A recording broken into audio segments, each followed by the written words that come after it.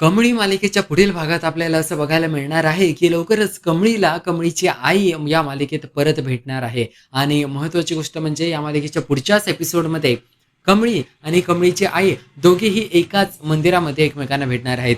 तर या सगळ्या गोष्टी नेमक्या मालिकेत कशा घडून येतात, याबद्दल आज आपण चर्चा करणार आहोत. काय झाले मित्रांनो मालिकेत, की भरपूर गोष्टी झाल्यात. पहिली गोष्ट म्हणजे, की कामिनीला अन्नपूर्णा आजीने घरातून बाहेर हाकलून दिलंय. आणि या कामिनीने ठरवलंय की तिला आता अन्नपूर्णा आजीचा सूड उगवायचा आहे, बदला घ्यायचा आहे. आणि याच कारणासाठी आता अन्नपूर्णा आजीने काय केलेलं असतं, की पहिली गोष्ट म्हणजे की त्या आजोबा पुन्हा बरे झालेत. त्यामुळे त्यांनी ना एका मंदिरामध्ये अन्नदान करायचं ठरवलेलं असतं. आणि कामिनीने काय डाव रचलाय, की अन्नपूर्णा आजी ज्या दिवशी मंदिरामध्ये अन्नदान करायला जाईल, लोकांना फ्रीमध्ये जेवण देईल, त्या दिवशी कामिनी मुद्दाम विष मिसळते त्या अन्नामध्ये, म्हणजे की लोकांना फूड पॉइझनिंग होईल, त्यांना विषाने त्यांचा मृत्यू होईल किंवा ते हॉस्पिटलमध्ये ॲडमिट होतील आणि या सगळ्या गोष्टीचा आरोप अन्नपूर्णा आजीवर लागेल. असा सगळा हा डाव असतो. तर मालिकेत पुढे आपल्याला असं बघायला मिळणार आहे, की अन्नपूर्णा आजी जेव्हा हा सगळा कार्यक्रम ठेवते, तेव्हा कमळी स्वतः वाढत असते जेवण सगळ्या लोकांना आणि ते अन्नदान करण्यामध्ये मदत करत असते. पण तिकडे जे लोकं जमलेले असतात, जे की मंदिराचं जेवण खायला आलेत, त्यामध्ये कमळीची आई देखील असते आणि आपल्याला मालिकेत पुढे असाच मोठा ट्विस्ट बघायला मिळणार आहे, की कमळीची आई फायनली कमळीला परत भेटणार आहे.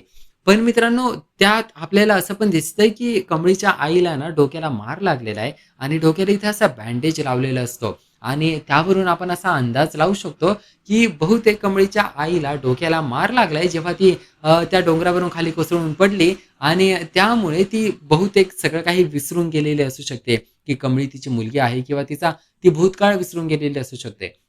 कारण या मालिकेमध्ये कमळीच्या आईला कामिनीने जो हल्ला केला होता आणि तिला मारलं होतं, तर अशा वेळीच तिला मारलं ज्यावेळी कमळीला कमळीची आई सगळा भूतकाळ सांगणार होती. पण आता कमळीची आई त्याच क्षणी परत आली आहे आणि की ज्यावेळेस तिच्या डोक्याला मार लागलाय आणि त्यामुळे असं दिसतंय, की बहुतेक कमळीला जरी तिची आई परत भेटली, तरी तिला तिच्या आईचा भूतकाळ समजणार नाहीये. कारण तिच्या डोक्याला मार लागलाय. बहुतेक तिचा भूतकाळ विसरलेली असू शकते. हा फक्त आपला अंदाज आहे. पण मालिकेत आत्तापर्यंत काय-काय घडलंय या सगळ्याबद्दल आपण चर्चा करूया. म्हणजे आपल्याला सगळं समजेल. तर मालिकेत आपल्याला आत्तापर्यंत काय-काय बघायला मिळालंय? तर हे बघायला मिळालं, की सगळ्यात आधी तर पोलीस इन्स्पेक्टर अन्नपूर्णा आजीच्या घरी आलेले असतात आणि ते पोलीस इन्स्पेक्टर म्हणतात, की "आजी, मला तुमच्यासोबत एक महत्त्वाचं बोलायचं आहे. तुमच्या आजोबांचा ॲक्सिडेंट कोणी घडवून आणला, या सगळ्याचा आम्ही शोध घेतलाय आणि यामध्ये आम्हाला एक मोठा सूत्रधार सापडलाय." तर त्यावेळेस अन्नपूर्णा आजी बोलते, "तुम्हाला जे बोलायचं स्पष्टपणे बोला." तर पोलीस इन्स्पेक्टर म्हणतात, की "आपण आत जाऊन बोलू शकतो का?" पण आजीची इच्छा असते असं सगळ्यांसमोरच स्पष्ट बोलावं. तर इन्स्पेक्टर असं सांगतात, की "तुमच्या घरातले कामिनी मॅडम आहेत ना, ते आजोबांना व्हीलचेअरवरून घेऊन गेले होते. कारण जिकडे त्यांचा ॲक्सिडेंट झाला आम्ही आसपासचे सीसीटीव्ही फुटेज काढलेत. त्यामधून आम्हाला समजलं, की कामिनी त्या आजोबांना घेऊन गेली होती. तो काही नोकर घेऊन गेला नव्हता आजोबांना." अशा पद्धतीने आता अन्नपूर्णा आजीला समजलेलं असतं, की या सगळ्यामध्ये कामिनीचाच हात आहे. तर त्यावेळेस कामिनी समजावण्याचा प्रयत्न करते, "अहो, तुम्ही असा माझ्यावर आरोप नका लावू. मी फक्त आजोबांना घेऊन गेले होते. मान्य आहे मला, मी घेऊन गेले होते आजोबांना त्या दिवशी. पण त्यांचा ॲक्सिडेंट कसा झाला मला नाही माहिती. ते काय झालं, मी आजोबांना व्हीलचेअरवरून घेऊन गेली होती. पण त्यावेळेस मला महत्त्वाचं काम आलं आणि मी ते काम करायला गेले आणि आपल्या नोकराने ते आजोबांना पकडलं आणि त्यानंतर पुढे ॲक्सिडेंट कसा झाला मला नाही माहिती." असं कामिनी अन्नपूर्णा आजीला बोलते. तर त्यावेळेस अन्नपूर्णा आजीला खूप मोठा डाऊट आलेला असतो. कारण अन्नपूर्णा आजीला नोकराने वेगळी स्टोरी सांगितली. नोकराने अशी स्टोरी सांगितली, की तो आजोबांना यामुळे घरातून बाहेर घेऊन गेला होता, कारण अन्नपूर्णा आजी झोपलेली होती. पण आता तर सत्य समजते, की कामिनी घरातून घेऊन गेले होते आजोबांना. तो नोकर नाही. या आणि आजपासून त्या त्या जेव्हापासून आजोबांचा ॲक्सिडेंट झाला तेव्हापासून तो नोकर गायब आहे. याचा अर्थ आहे, की त्या नोकराला कामिनीने पैसे दिलेले असू शकतात खोटं बोलण्यासाठी. अन्नपूर्णा आजी हुशार आहे. तिचं सगळं डोकं चालतं आणि ती म्हणते, "कामिनी, तू या गोष्टीसाठी खुश हो, की मी तुला पोलिसात दिलं नाहीये. आत्ताच्या आता या घरातून चालती हो आणि यासाठी तू आभार मान, की मी तुझी कंप्लेंट करत नाहीये पोलिसात." असं बोलून ती आत्ताच्या आत्ता कामिनीला घराबाहेर हाकलून लावते. कामिनी त्यावेळेस खूप प्रयत्न करते, पोलिसांसमोर हात जोडते, म्हणते, "अहो साहेब, तुम्ही म्हणताय, की मी आजोबांना घेऊन गेले होते व्हीलचेअरवरून, ते मला मान्य आहे. पण मी ॲक्सिडेंट घडवून आणलंय हे कशावरून? त्यावेळेस पोलीस म्हणतात, "हे बघा, शक्यता नाकारता येत नाही आणि स्वीकारताही येत नाही. आम्हाला सांगता येणार नाही कारण आमचा तपास अजून चालू आहे. त्यामुळे आम्ही यावर काहीच सांगू शकत नाही." असं पोलीस बोलतात आणि पोलीस तिकडून निघून जातात. पण अन्नपूर्णा आजीने आता कामिनीला घराबाहेर हाकललंय. आता अनिकाची आई खूप प्रयत्न करते अन्नपूर्णा आजीला थांबवायचा, पण ती आजी काही थांबत नाही. आणि नंतर आपल्याला हे देखील बघायला मिळतं, की अन्नपूर्णा आजी मग देवबाप्पासमोर हात जोडते, राजन हात जोडतो. अन्नपूर्णा आजी राजनला त्यावेळेस ठरवते आणि सांगते, की आज आपण काय करूया, की मंदिरात ना आपण अन्नदान करूया. आणि त्याच वेळेस अनिकाची आई तिकडे येते. अनिकाची आई म्हणते, "अहो, माझ्या आईला तुम्ही माफ करा, असं का केलंय तुम्ही कामिनीसोबत?" त्यावेळेस ती हे सांगण्याचा प्रयत्न करते, की आमची कामिनी अशी नाहीये. कामिनी खूप चांगली आहे आणि तिच्या विरुद्ध काय पुरावा मिळाला तुम्हाला? काहीच नाही मिळाला. पण अन्नपूर्णा आजी हुशार आहे. ती म्हणते, की मला अजून पुराव्यांची गरज नाही. मला लक्षात आलं हे सगळं कामिनीनेच घडवून आणलंय आणि जर कामिनीची इच्छा आहे, की तिला या घरात परत यायचंय, तर तिने सिद्ध करावं, की ती निर्दोष आहे आणि तिने स्वतः पुरावे शोधून काढून आणावे.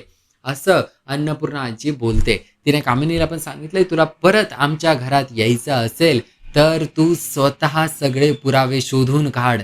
त्यानंतरच मी तुला या घरात घेईल." तर कामिनीने आता विचार केलेला असतो, की आता काय करायचं आपण? आता पुरावे तर नाही आणू शकत, की आपण नाही मारला आजोबांना. आपणच ॲक्सिडेंट घडवून आणलाय. आता दुसरीकडे तिला हे पण टेन्शन आलेलं असतं आणि ते टेन्शन म्हणजे की आजोबा आता खूप बरे झालेत. मालिकेच्या आजच्या एपिसोडच्या सुरुवातीलाच आपल्याला बघायला मिळालं, की आजोबांनी त्यांचा हात हलवलेला असतो. आत्तापर्यंत त्यांनी फक्त बोट हलवलं होतं, पण आजोबांनी आता यावेळेस पूर्ण हात उचललेला असतो. अशी मान वळवत असतात आजोबा आणि त्या कारणामुळे आता खूप खुश झाली अन्नपूर्णा आजी आणि राजन. कारण आजोबांचे हात हलायला लागले, तोंड हलायला लागलंय. डॉक्टर येऊन चेकअप करतात. डॉक्टरही खूप खुश होतात. ते म्हणतात, की मोठा चमत्कार घडलाय. अशा पेशंटचं असंच होतं, की अचानक कधीतरी ते नीट होतात आणि तुमचं असं झालंय तुमच्या पेशंटचं. अचानक ते नीट झालेले आहेत आणि तुम्ही त्यांची काळजी घ्या. त्यांना व्हीलचेअरवर बसवा, फिरायला घेऊन जात जा, मस्त हेल्दी खायला घाला. अशा पद्धतीने आता डॉक्टर चांगला सल्ला देतात आणि अन्नपूर्णाची खुशी झालेली असते. तिने आता राजनसोबत मिळून असं ठरवलंय, की आपल्याला अन्नदान करायचं एका मंदिरामध्ये आणि कामिनीने दुसरीकडे हेच ठरवलेलं असतं, की त्या अन्नदानात आपण विष कालवायचं. कारण काय होतं, की अनिकाची आई आहे ना, अनिकाची आई काय करते, की जेवणाचं ताट घेऊन जाते. बाहेर अंगणातच कामिनी बसलेली असते घराच्या. पण ज्यावेळेस अनिकाची आई ते जेवणाचं ताट घेऊन जाते, तेवढ्यात अन्नपूर्णा आजी तिकडे येते. ती म्हणते, "मी कामिनीला घराबाहेर यासाठी नाही हाकललं, की तिने आपल्या अंगणात बसावं. तिला या अंगणातून पण निघावं लागेल. आमच्या घरापासून लांब राहायचं." आणि अशा पद्धतीने अन्नपूर्णाची एवढी कठोर वागते कामिनीसोबत. ती म्हणते, ती जेवणाचं ताट पण हिसकावून घेते कामिनीकडून आणि तिला तसंच घालवून टाकते. आणि अशा पद्धतीने आता कामिनीने ठरवलंय, माझ्या तोंडावर आलेला घास, जेवणाचं ताट तू हिसकावून घेतलंय ना अन्नपूर्णा, आता बघच मी तुला काय करते.